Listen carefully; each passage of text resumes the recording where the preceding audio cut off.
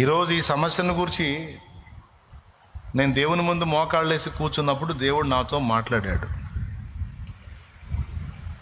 ఏం ప్రాబ్లం లేదు, నీకు విరోధంగా రూపింపబడే ఆయుధము వర్ధిల్లదు, అసలు లెక్క చేయదు, వదిలేసి నేను చూసుకుంటాను అన్నాడు. ఆ మాట తీసుకొని వచ్చాను నేను దేవుని దగ్గరికి. ఎవరు ఎట్లనన్నా కదలని నేను ఉన్నా కదా, యూ డోంట్ వరీ, వెళ్ళిపో ముందుకెళ్ళి.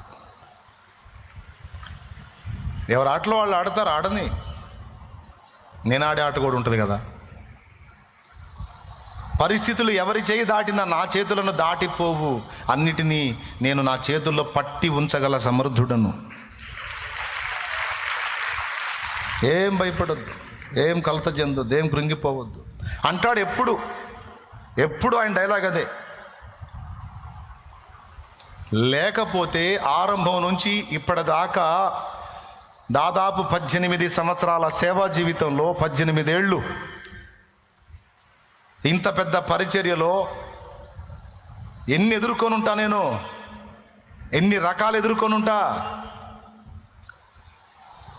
మరి చిన్న చిన్న వాటికే మీరు నరాలు వీక్నెస్ వాళ్ళ గందరగోళం అయిపోతున్నారు. మరి ఇన్ని మైళ్ళ ప్రయాణములో ఎన్ని ఒత్తిళ్ళు, ఎన్ని రకాల టెన్షన్స్, ఎన్ని ప్రెజర్స్, ఎన్ని బాధలు.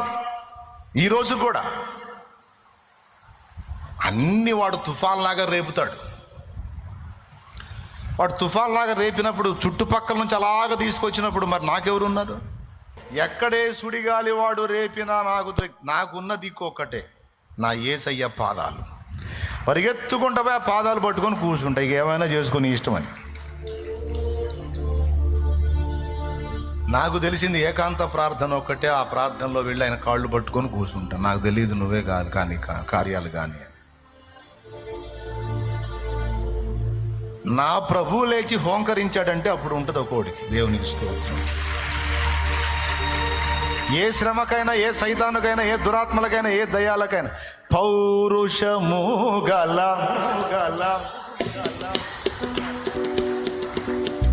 ఏమని రాసు తెలుసా? ఏబు గ్రంథంలో పర్వతములను పడద్రోయువాడని రాసు.